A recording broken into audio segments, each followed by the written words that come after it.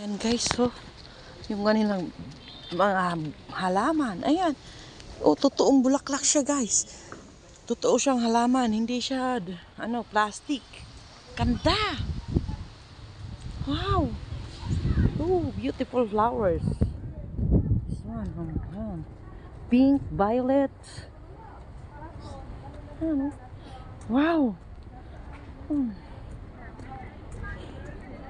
And then they have roses here.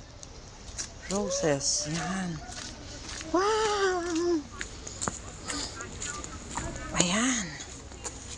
Kaganda talaga ng bulaklak. Grabe. Oh.